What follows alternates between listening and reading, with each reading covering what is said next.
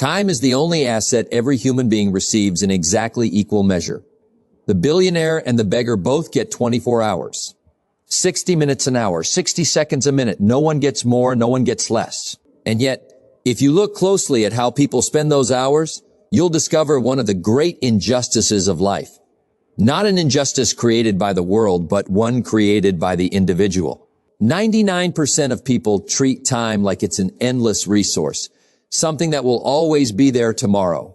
But there is a rare 1%, the ones who build fortunes, who build character, who build a legacy that outlives them. And they've discovered a secret the rest of the world overlooks. They don't manage time. They respect it. They treat every minute as if it were the last coin in their pocket, because they understand something most people never will. You can make more money, but you can never make more time. Stay with me, because what I'm about to share isn't a productivity trick. It's a complete philosophy that separates the people who merely exist from the people who truly live. And by the end of this, you will never look at a single wasted hour the same way again. The first thing you must understand is that time is not neutral. It is either your greatest ally or your quietest enemy, and it depends entirely on how you use it. Every minute you spend is a seed you're planting. Plant it in discipline and you harvest achievement. Plant it in distraction and you harvest regret 5 years from now, wondering where all the time went. The 1% understand this brutal truth early, that the days are long, but the years are short, and what feels like just relaxing for a bit compounds into a wasted decade if you let it. The second thing they know is that a plan for the day is worth more than a wish for the future. Most people wake up and let the day happen to them. Emails, distractions, other people's emergencies. The 1% wake up and decide before the world gets a vote exactly what the day owes them. They don't ask, what should I do today at 9 in the morning? They knew at 9 the night before. A day without a plan is a day handed over to chance, and chance is a poor manager of your life. The third principle is this. They guard their mornings like a locked vault, because they know the first hour of the day sets the tone for all the hours that follow. Whatever you feed your mind first thing, noise or nourishment, becomes the lens through which you see everything else. The 1% don't reach for their phone first, they reach for their goals. The fourth truth is that they've made peace with saying no. Every yes to something unimportant is secretly a no to something that matters. The average person is terrified of disappointing others, so they let their calendar fill up with other people's priorities. The 1% understand that a polite no said today protects a powerful yes for tomorrow. The fifth principle, and this one changes everything, is that they don't wait for motivation, because motivation is a feeling, and feelings are undependable. They act on schedule, not on mood. Discipline is simply the bridge between a goal you set and a goal you actually reach, and the 1% cross that bridge daily, whether they feel like it or not. And the sixth, the one that ties it all together, they treat idle time as borrowed time that must be repaid with interest. When they rest fully, and it's intentional, not accidental. But the difference between them and everyone else is what happens in the in-between moments. The waiting rooms, the commutes, the 5 minutes before a meeting. The 99% kill that time, the 1% invest it, a page read, an idea captured, a lesson replayed in the mind. Multiply 5 minutes across a lifetime, and you'll find those scraps of time built entire fortunes and entire characters. So here is the challenge I leave with you. Stop asking how to find more time, because you already have all there is. Ask instead how to become someone worthy of the time you've been given. The clock does not care about your excuses, your feelings, or your fatigue. It simply keeps moving, indifferent, patient, relentless. Your job is not to fight the clock. Your job is to finally, truly respect it. Because in the end, the 1% who never waste a minute aren't smarter, luckier, or more gifted than you. They simply decided one ordinary day that their time was too valuable to hand over to accident. And from that day forward, nothing about their life was ordinary again. Time is not neutral. Let that sentence sit with you for a moment, because most people move through their entire lives believing the opposite. They believe time is simply there, a backdrop, something that exists quietly in the background while the real drama of life, the promotions, the relationships, the money, the mistakes, plays out in front of it. But that belief is the first and most expensive lie the 99% tell themselves. Because time is never passive. It is always working. It is either working for you, compounding quietly in your favor, or it is working against you, compounding just as quietly in favor of your regret. There is no pause button. There is no neutral gear. Every single minute that passes is doing something to your life, whether you notice it or not. Think of it this way. Time behaves like a farmer's field. A field doesn't care what you plant in it. It doesn't judge you, and it doesn't play favorites. If you plant corn, you get corn. If you plant weeds, or if you plant nothing at all, the field will still produce a harvest. It will just be a harvest of neglect. Weeds grow whether you invite them or not. That's the part people miss. Doing nothing is not a neutral act. It is an active decision to let the weeds take over. So when someone says, "I'm not doing much with my time right now, I'm just coasting," what they're actually saying, whether they realize it or not, is, "I've chosen a harvest of weeds for this season of my life." The field doesn't stop producing just because the farmer stopped paying attention. This is exactly why the 1% treat every hour as a seed and every day as a planting season. They understand that a wasted afternoon doesn't just disappear into nothing. It becomes a small deposit into a future they didn't intend to build. And here's what should really wake you up. The effects of a single wasted hour are invisible in the moment. That's what makes wasted time so dangerous. It doesn't punish you today. If it did, people would stop wasting it immediately. No, wasted time is patient. It waits. It lets you feel fine for weeks, for months, sometimes for years. And then one day you look up and you're 45 years old, wondering why you're in the same position you were in at 25, wondering where the last 2 decades actually went. Nobody wakes up one morning and decides to waste 10 years. It happens one unremarkable day at a time, one skipped opportunity at a time, one "I'll start tomorrow" at a time, until tomorrow becomes a decade. That's the brutal mathematics behind the phrase, "The days are long, but the years are short." Any single day taken by itself feels enormous. There are so many hours in it. Surely you can afford to waste a few. Surely one lazy afternoon won't matter. And you're right. One afternoon won't matter. But you never live just one afternoon. You live thousands of them, back to back to back. And the pattern you establish in a single ordinary Tuesday is the same pattern that will repeat itself for the next 15,000 Tuesdays of your life, unless something interrupts it. The 1% understand that the danger was never any single day. The danger is the pattern. And patterns, unlike single days, are enormously easy to underestimate because you never see the whole staircase. You only ever see the one step you're standing on. This is why the wealthy, the accomplished, the people who build things that last, guard their time with a kind of seriousness that looks almost extreme to everyone else. It's not because they think every second must be spent grinding. It's because they've done the math on neglect. They know that comfort taken carelessly today is paid for with interest by the person they'll be in 5 years. They've made an unspoken bargain with themselves, discomfort now, on purpose, in exchange for a harvest later, rather than comfort now by accident in exchange for regret later. So ask yourself honestly, not what you did today, but what you planted today. Was it discipline or was it distraction? Was it a decision or was it drift? Because the field of your life is not waiting for your permission to produce a harvest. It is producing one right now in this exact season, whether you're paying attention or not.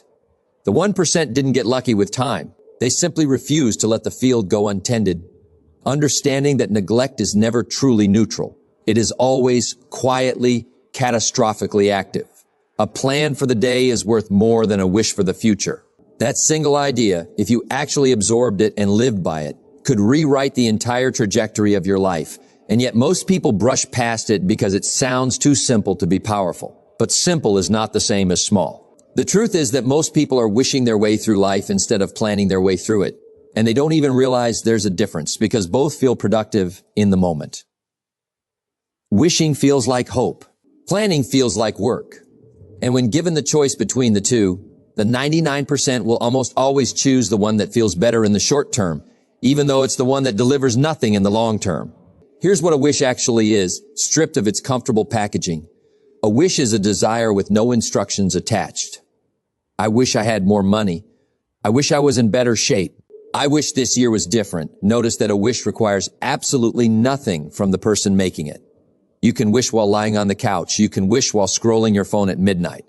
A wish costs you nothing today, which is exactly why it changes nothing tomorrow.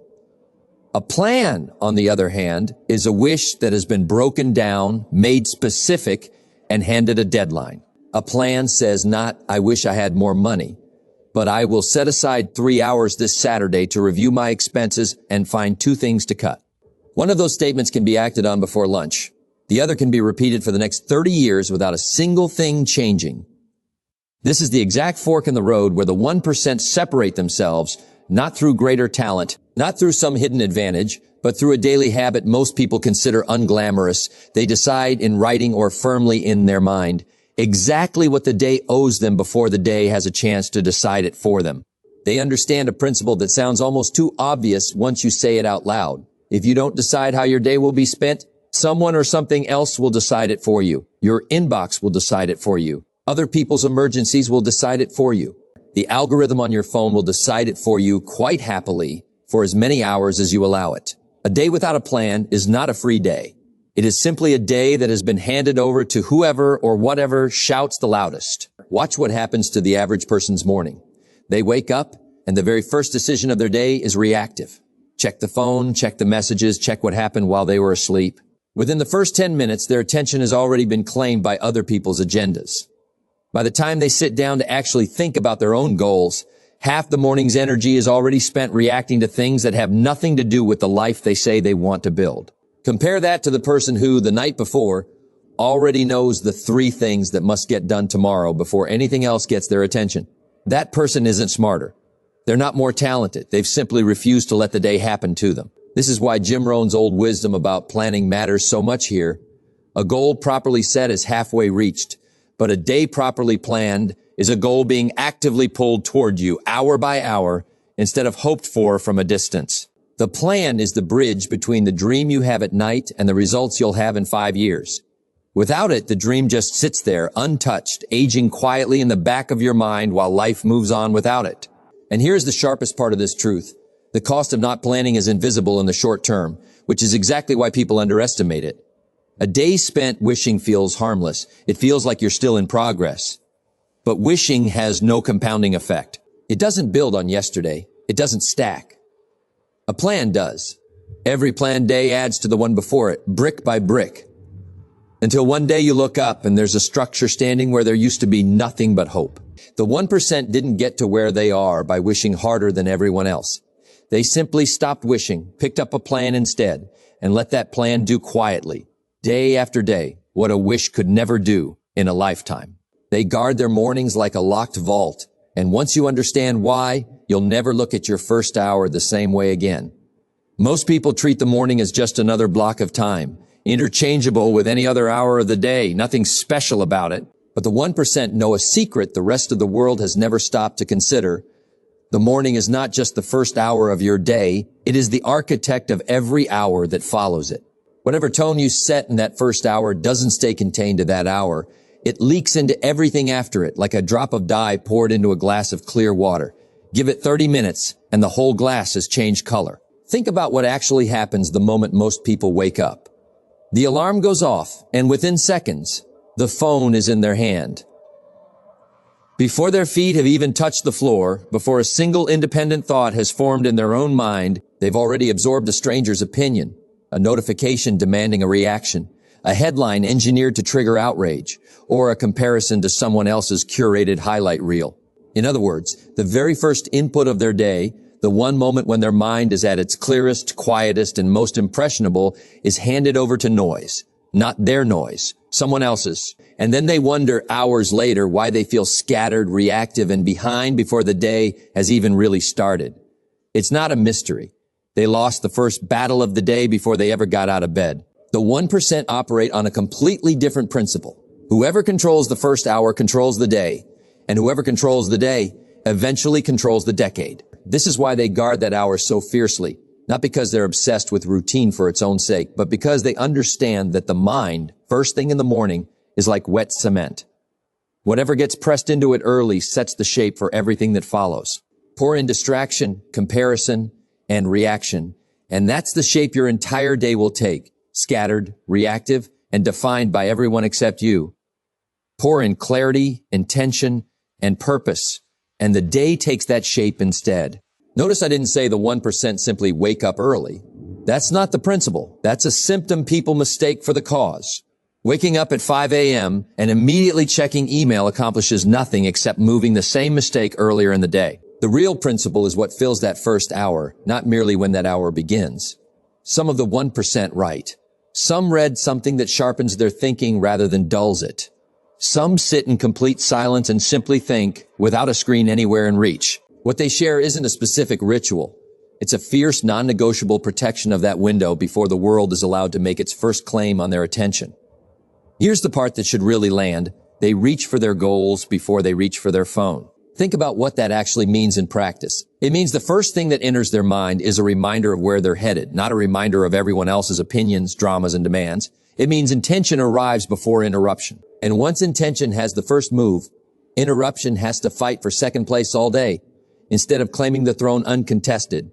This is why two people can have access to the exact same 24 hours and end up in two completely different decades 10 years from now. It was never about the number of hours available. Everyone gets the same 24. It was about which hour got protected and which hour got surrendered. The person who surrenders the first hour spends the rest of the day recovering ground they never needed to lose. The person who protects it spends the rest of the day building on a foundation that was already solid before 9 a.m. So here is the question worth sitting with tonight before you go to sleep. Who gets your first hour tomorrow? You or everyone else? Because that answer, repeated across thousands of mornings, quietly decides more about your future than almost any other single choice you will make. The vault isn't locked to keep the world out entirely. It's locked just long enough to let you decide, uninterrupted, exactly who you intend to be before the world gets the chance to decide it for you. They've made peace with saying no, and that single skill, as uncomfortable as it feels the first 100 times you practice it, might be the single most underrated wealth-building tool that no one ever teaches you in school. We're taught how to add things to our lives. We're never taught how to subtract. We're taught how to say yes to opportunity, yes to requests, yes to invitations, yes to one more commitment that won't take much time. But nobody ever sits us down and teaches us the far more valuable skill, how to say no cleanly, without guilt, to the things that quietly drain the very resource we can never get back. Here is the truth that the 1% understand and the 99% never quite grasp.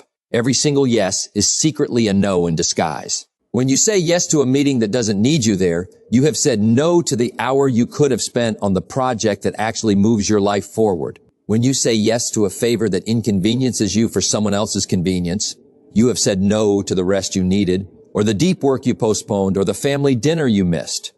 Time is not elastic. It does not stretch to accommodate every yes you hand out. It is a fixed container, and every yes you pour into it displaces something else that was already there.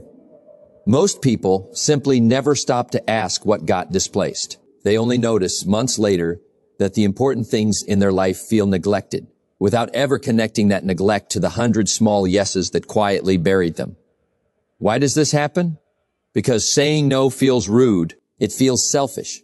It feels in the moment like you're disappointing someone, and most people are far more afraid of disappointing others than they are of disappointing their own future.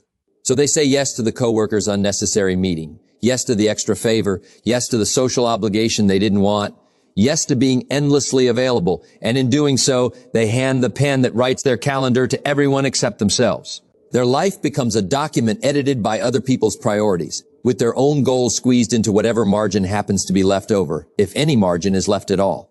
The 1% flip this completely. They understand that a polite, respectful, well-timed no today is what protects a powerful, meaningful yes tomorrow. When they decline a request that doesn't serve their goals, they are not being cold or unkind. They are being precise about where their limited hours are allowed to go. They know that saying yes to everything is functionally identical to saying no to everything that actually matters, because a life crammed with other people's small priorities has no room left for your own large ones. Every calendar has a ceiling. The only choice you have is what you allow to fill it up to that ceiling. This is why the most successful people you'll ever study, the ones who built businesses, wrote books, raised extraordinary families, mastered crafts, all developed a similar instinct, an almost protective ruthlessness about their own time. Not because they don't care about people. Often it's the complete opposite. They care so much about the few people and few priorities that truly matter that they refuse to dilute their attention across 100 things that don't. Focus, after all, is not really about what you choose to do. Focus is about everything you have the discipline to refuse. And here is the quiet reward that almost nobody talks about. The guilt of saying no fades in an hour. It's uncomfortable in the moment, and then it passes, and life goes on exactly as it was going to anyway. But the resentment of having said yes to something you didn't want to do lingers far longer, sometimes for the rest of the project, sometimes for the rest of the relationship, sometimes for years. A short discomfort now, or a long resentment later. That is the actual trade being made every time you're asked for your time, whether you notice the trade or not. So the next time a request lands on your desk, pause before the automatic yes escapes your mouth and ask a single question: what am I saying no to if I say yes to this? If the honest answer is something that matters more to you than the request in front of you, then you already have your answer. The 1% didn't get there by doing more of everything. They got there by having the courage to do less of what didn't matter, so they'd have enough left for what did. They don't wait for motivation. And once you truly understand why, an entire category of excuses disappears from your life forever. Most people have been sold a lie about how achievement actually works. They believe successful people feel a surge of inspiration, ride that wave of energy, and produce great things while riding high on it. So they wait. They wait to feel ready. They wait to feel inspired. They wait for the day when getting up early, working the extra hour, or making the difficult phone call will finally feel easy. And they wait, and they wait, and somewhere along the way, years pass, and the waiting itself quietly becomes their entire strategy for life. Here's the truth the 1% discovered, usually the hard way: motivation is a feeling, and feelings are the least reliable foundation you could possibly build a life on. Feelings change with the weather. They change with how much sleep you got, what someone said to you that morning, whether the coffee was good or bad. If you build your effort on top of something that's unstable, your results will be exactly as unstable as the feeling that produced them.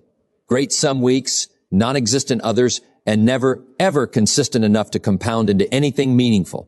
You cannot build a fortune, a body, a skill, or a reputation on a foundation that shifts every single day depending on your mood. So what do the 1% build on instead? Schedule. Not feeling, schedule.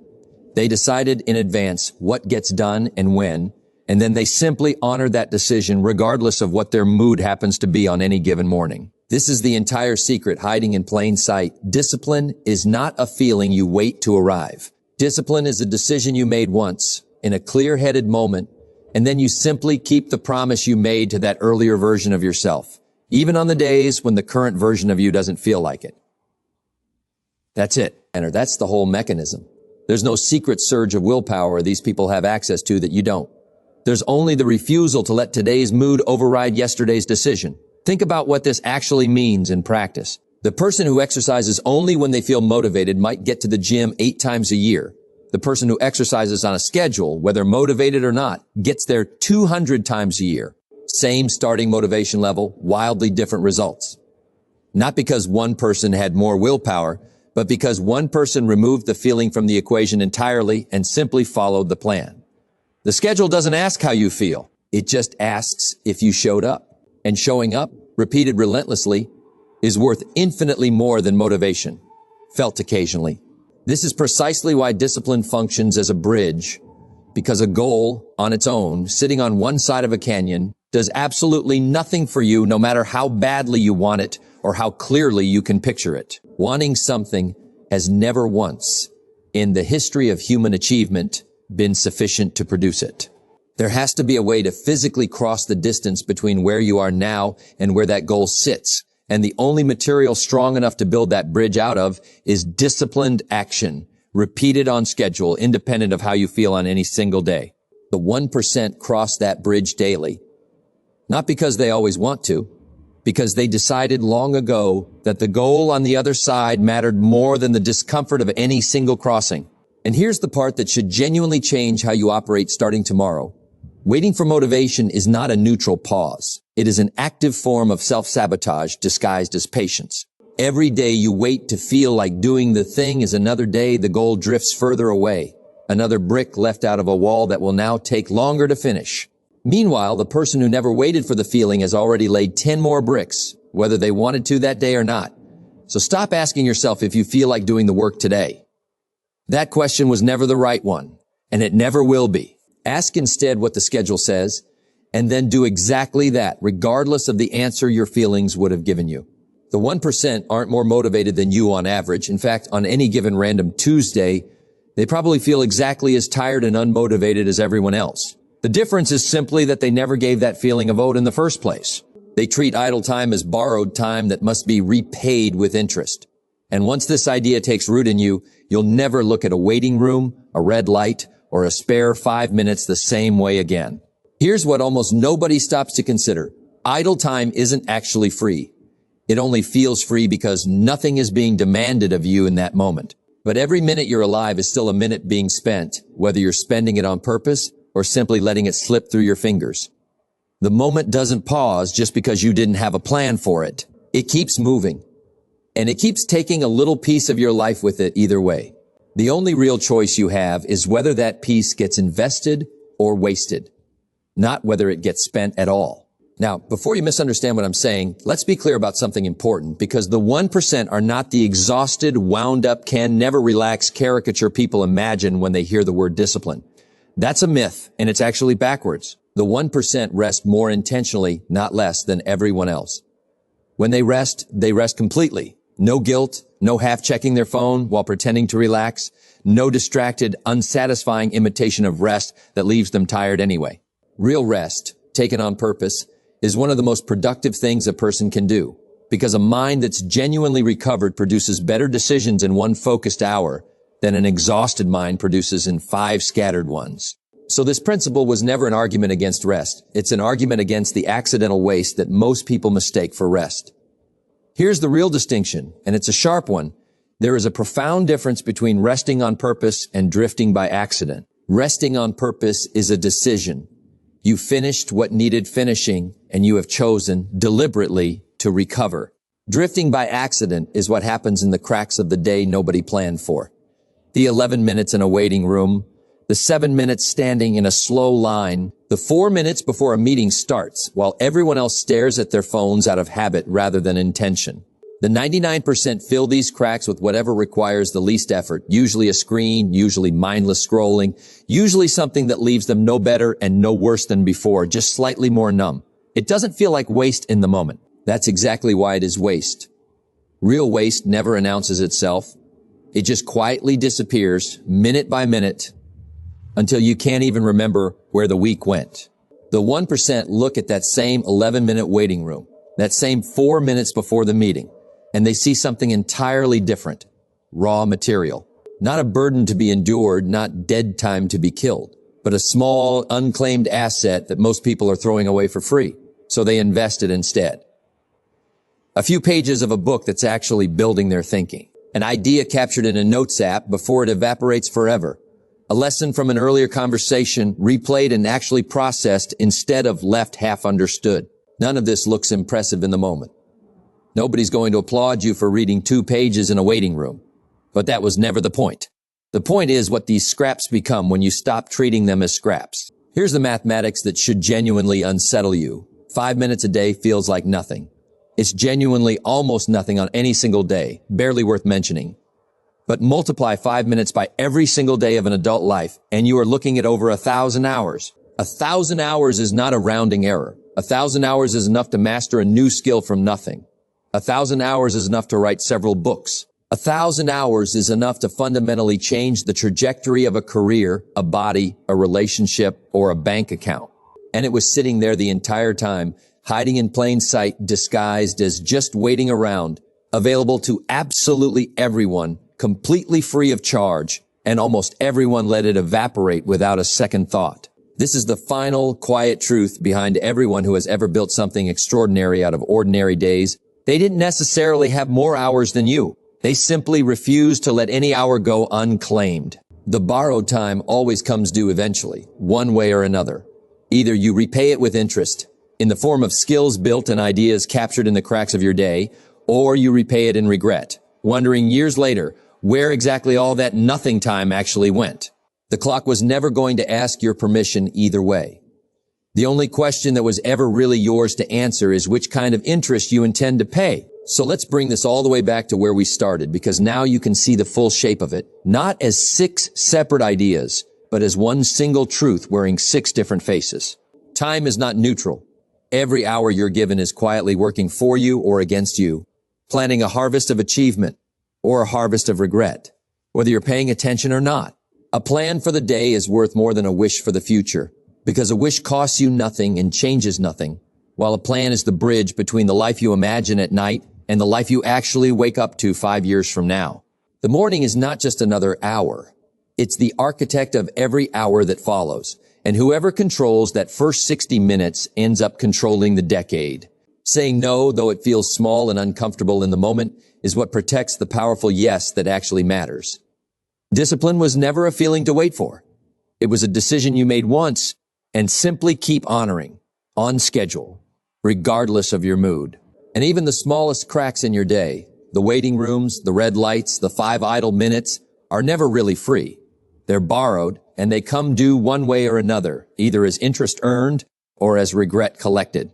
Now, here's what I want you to understand. Standing at the end of all of this, none of these 6 principles is complicated. Not one of them requires talent you don't have, money you haven't earned yet, or permission from anyone else. That's precisely what makes them so easy to ignore and so rare to actually practice. The 1% were never a different species of human being. They didn't start with more hours, more luck, or more natural advantage than you have right now, tonight, reading this. What they had was a decision, an ordinary decision made on an ordinary day to stop treating their time as an endless resource and start treating it as the only truly finite thing they would ever own. And that is really the whole message boiled down to its last drop. You will never get more time. You can lose it and regain money. You can lose it and rebuild relationships. You can lose it and recover your health sometimes. But time, once spent, is gone in a way that nothing else in your life is gone.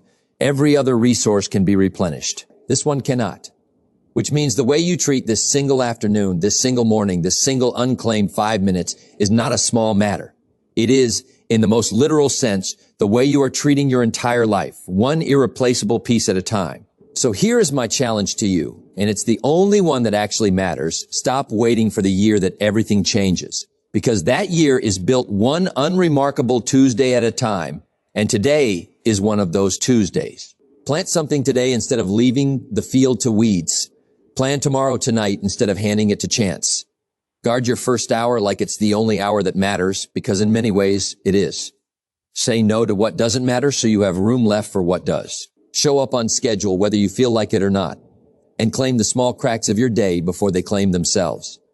Do that not once but daily, and you will discover something remarkable. You were never actually behind. You simply hadn't yet decided that your time was too valuable to spend by accident.